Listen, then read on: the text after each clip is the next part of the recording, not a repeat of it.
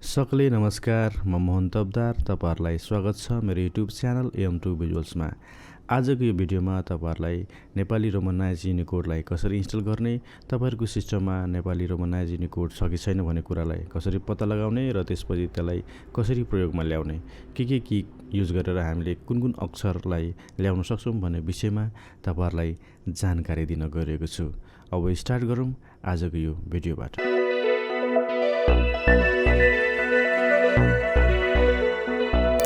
सर्वप्रथम तपाईहरुको सिस्टममा नेपाली रोमनाइज्ड युनिकोड इन्स्टल गरेको छ कि छैन भन्ने कुरालाई पत्ता लगाउनको लागि तपाईहरुले आफ्नो डेस्कटपमा रहेको टास्क बारमा जानुपर्ने हुन्छ र टास्क बारमा तपाईहरुले यहाँनिर दाहिनेपट्टि तपाईहरुले हेर्न सक्नुहुन्छ राइट साइडतिर यहाँनिर हाम्रो ENG भनेर एउटा लिंक रहेको छ। यसमा हामीले क्लिक गर्यौं भने यहाँनिर पपअप हुन्छ र पपअपमा हामीले हेर्न सक्छौं यहाँनिर तीनटा ल्याङ्ग्वेज यहाँनिर हामीसँग रहेको छ। सर्वप्रथम यहाँनिर इंग्लिश, त्यसपछि तपाईहरुको यहाँनिर नेपाली युनिकोड रोमनाइज र त्यसपछि नेपाली युनिकोड ट्रेडिसनल रहेको छ। यदि तपाईहरुसँग नेपाली युनिकोड रोमनाइज छैन भने यो कुरा तपाईहरुले हेर्न सक्नुहुन्न, यो कुरा तपाईहरुले पाउनुहुन्न। त्यसरी नै तपाईहरुको नेपाली युनिकोड ट्रेडिसनल छैन भने तपाईहरुले यो पनि पाउनुहुन्न। यदि तपाईहरुको सिस्टममा नेपाली युनिकोड कुनै पनि छैन भने यहाँनिर हामीले ENG भन्ने जुन यो लिंक रहेको छ यो लिंक नै हामीले हेर्न सक्दैनौं अथवा हामीले हेर्न पाउँदैनौं। यदि तपाईहरुले नेपाली रोमनाइज युनिकोडलाई इन्स्टल गर्न चाहनुहुन्छ भने तपाईहरुको आफ्नो ब्राउजरमा यहाँ जानुपर्ने हुन्छ र ब्राउजरमा गइसकेपछि तपाईहरुले यहाँनिर ltk.org.np भन्ने एउटा वेब एड्रेस रहेको छ।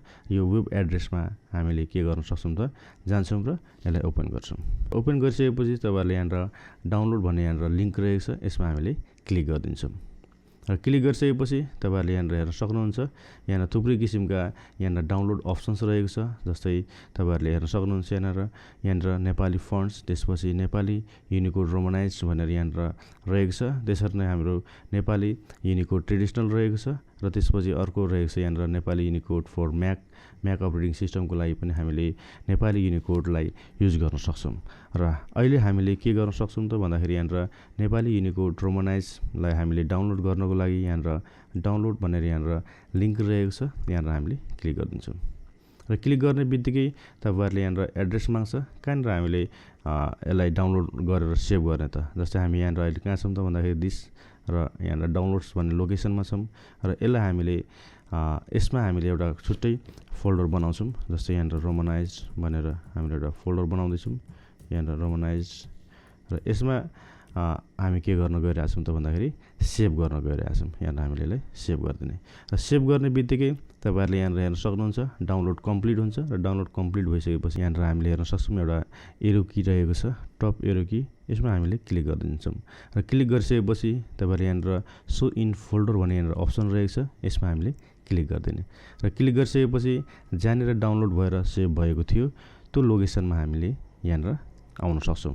र त्यसपछि यसलाई सिलेक्ट गर्ने र सिलेक्ट गरिसकेपछि यसलाई हामीले राइट क्लिक गर्दिन्छौं र राइट क्लिक गरिसकेपछि तपाईहरुले यहाँ हेर्न सक्नुहुन्छ यहाँ एक्सट्र्याक्ट हियर अथवा तपाईहरुले एक्सट्र्याक्ट टु नेपाली रोमनाइज भनेर फोल्डरमा एक्सट्र्याक्ट गर्ने कि भनेर यसले अप्सन दिइरहेको छ। यसमा हामीले एक्सट्र्याक्ट हियरमा हामीले क्लिक गर्दिन्छौं र क्लिक गरिसकेपछि तपाईहरुले हेर्न सक्नुहुन्छ एउटा फोल्डर बनेको छ यहाँ नेपाली अन्डरस्कोर रोमनाइज भनेर, यसमा हामीले डबल क्लिक गरेर ओपन गर्न सक्छौं र ओपन गरिसकेपछि तपाईहरुले यहाँ थुप्रै किसिमको यहाँ फाइल्स र फोल्डर्स हामीले हेर्न सक्छौं र यसमा हामीले के गर्ने त भन्दाखेरि यहाँ setup.exe भनेर रहेको छ। यसमा हामीले के गर्छौं त यसलाई राइट क्लिक गरेर ओपन गर्दिने अथवा डबल क्लिक गरेर हामीले यसलाई ओपन गर्न सक्छौं र ओपन गरिसकेपछि तपाईहरुले यहाँ हेर्न सक्नुहुन्छ यहाँ अप्सन्स रहेको छ welcome to the Nepali Unicode romanized layout setup भनेर यहाँ हामीले हेर्न सक्छौं र यसमा यदि तपाईहरुको अलरेडी छ भने यहाँ रिमुभ द कीबोर्ड लेआउट भन्छ अथवा तपाईहरुकोमा केही प्रब्लम छ भने यहाँ रिपेयर द कीबोर्ड लेआउट भन्छ। यदि तपाईहरुकोमा छैन भने यसले के गर्छ त भन्दाखेरि सक्सेसफुली इन्स्टल भनेर एउटा मेसेज दिन्छ र हामी के गर्दिन्छौं फिनिश गर्दिन्छौं। तपाईहरुले यहाँ हेर्न सक्नुहुन्छ यहाँ यस्तो किसिमको एउटा अप्सन्स आउँछ, यहाँ क्लिक गरिसकेपछि तपाईहरुले नेपाली युनिकोड ट्रेडिसनल र नेपाली युनिकोड रोमनाइज भनेर यहाँ हामी हेर्न सक्छौं। अहिले हामीले भर्खरै रोमनाइज इन्स्टल गरेकोले गर्दाखेरि यहाँ हामीले नेपाली युनिकोड रोमनाइज पाउँछौं र यसलाई हामीले सिलेक्ट गर्नको लागि तपाईहरुले यहाँ क्लिक गर्दिनुहुन्छ अथवा फेरि पनि तपाईहरुले नेपाली अथवा इंग्लिशमा यहाँ हामीले टाइप गर्न चाहनुहुन्छ भने यहाँनिर फेरि हामीले इङ्ग्लिस गर्यौँ भने यहाँनिर इएनजी देखिनेछ र त्यसपछि फेरि हामीले चेन्ज गर्नु पर्यो भने हामीले फेरि यहाँ क्लिक गरेर नेपाली युनिकोड रोमनाइजमा हामीले क्लिक गऱ्यौँ भने यहाँनिर नेपाली रोमनाइज युनिकोड के हुने भयो त एक्टिभेट हुने भयो। डाउनलोड गरेर तपाईँहरूले आफ्नो सिस्टममा रोमनाइज युनिकोडलाई इन्स्टल गरिसकेपछि तपाईँहरूले कसरी टाइप गर्ने त र त्यो टाइप गर्नको लागि तपाईँहरूले आफ्नो माइक्रोसफ्ट वर्डमा जानुपर्ने हुन्छ।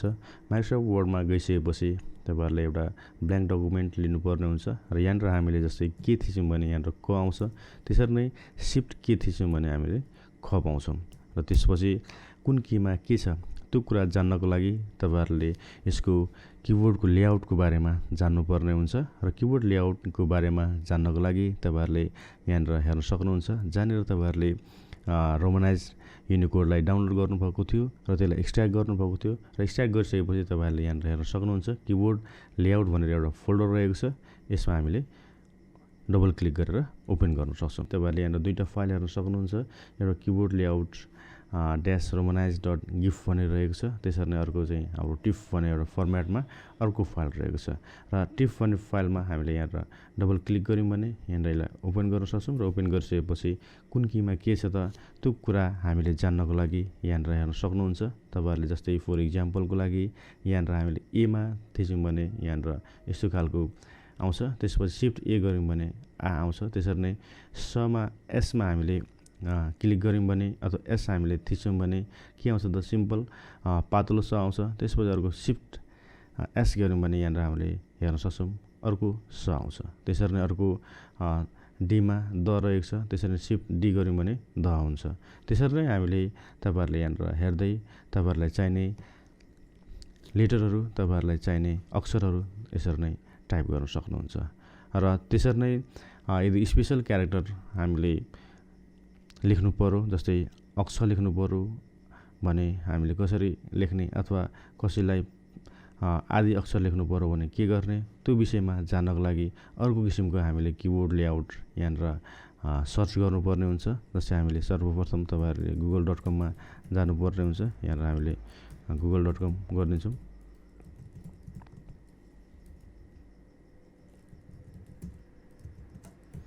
र google.com गरिसकेपछि तपाईँले यहाँनिर हामीले के लेख्नुपर्ने हुन्छ त भन्दाखेरि नेपाली रोमनाइज्ड किबोर्ड लेआउट अनि त्यसपछि यहाँनिर पिन्ट्रेस्ट टाइप गरिसकेपछि यहाँनिर हामी सर्च गर्छौँ र सर्च गरिसकेपछि तपाईँहरूले यहाँनिर पहिलो अप्सन्समा हेर्न सक्नुहुन्छ अथवा तपाईँहरूले यहाँनिर इमेजेसमा जानुपर्ने हुन्छ र इमेजेसमा गइसकेपछि यहाँनिर पहिलो जुन अप्सन आउँछ यहाँनिर पहिलोमा यहाँनिर हाम्रो प्रिन्टी रहेको छ, त्यसपछि यहाँनिर हाम्रो नेपाली युनिकोड किबोर्ड लेआउट भनेर यहाँनिर आएको छ, यसमा हामीले क्लिक गरिदिन्छौँ र यति गरिसकेपछि यहाँनिर यसको इमेजमा यहाँनिर हामीले माथि तपाईँहरूले यहाँनिर राइट क्लिक गर्नुपर्ने हुन्छ र राइट क्लिक गरिसकेपछि यहाँनिर सेभ इमेजेस एजमा हामीले अप्सन्समा क्लिक गरिसकेपछि तपाईँहरूले यो इमेजलाई सेभ गर्न सक्नुहुन्छ। जस्तै यहाँनिर हामीले किबोर्ड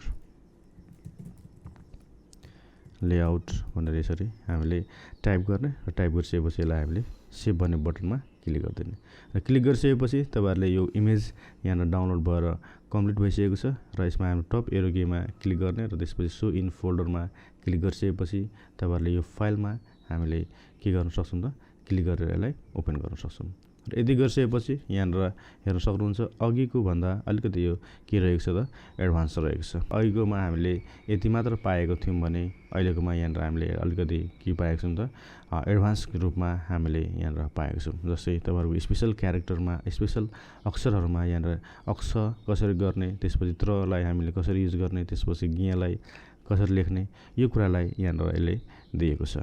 र सर्वप्रथम तपाईँहरूले अक्षर लेख्नु पर्यो भने के गर्ने त अक्षर लेख्नु पर्यो भने हाम्रो के गर्न सक्छौँ त भन्दाखेरि कोलाई पेट काट्ने।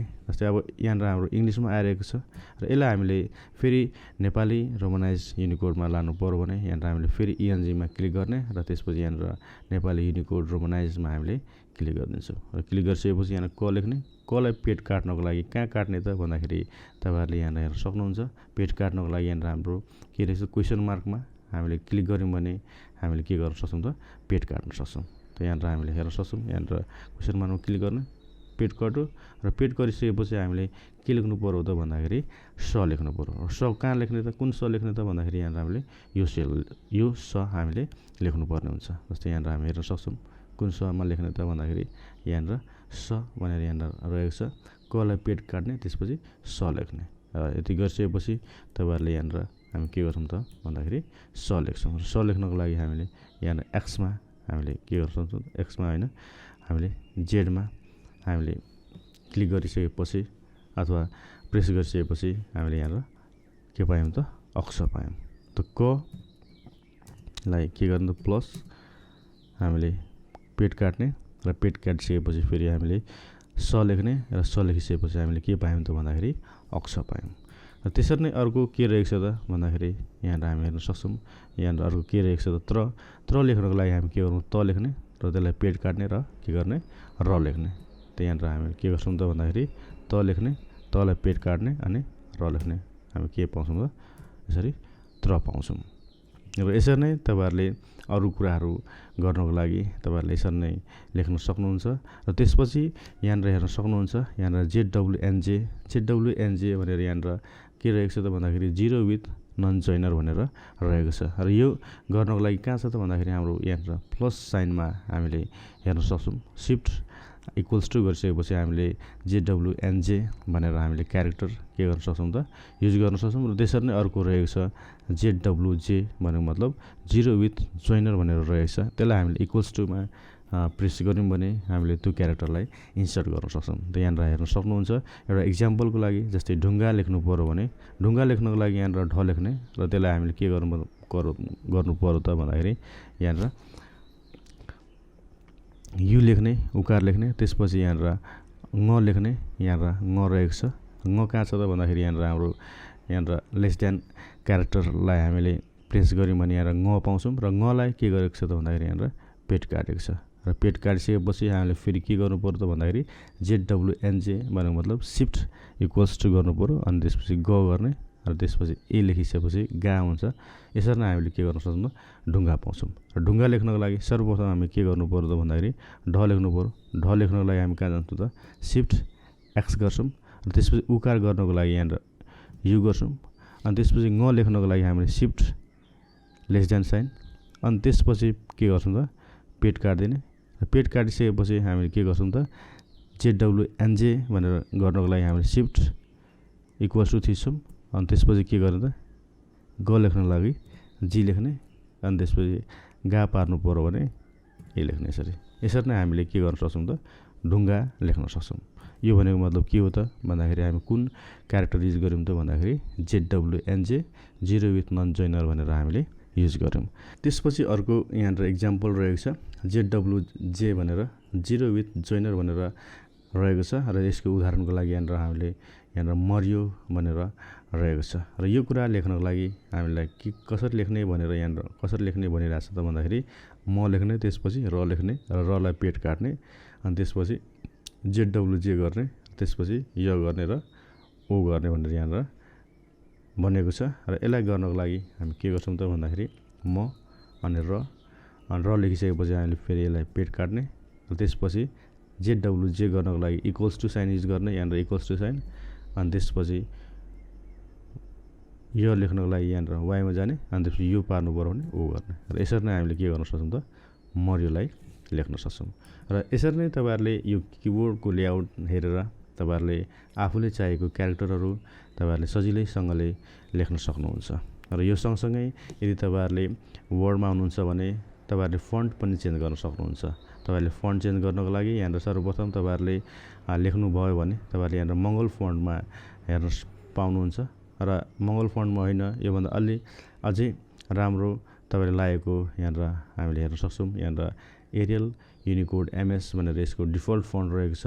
यहाँनिर हाम्रो मास्टर वर्डको यहाँनिर हामीले एरियल युनिकोड एमएसलाई पनि हामीले युज गर्न सक्नुहुन्छ। जस्तै तपाईँले म घर जान्छु भनेर लेख्न सक्नुहुन्छ। यहाँनिर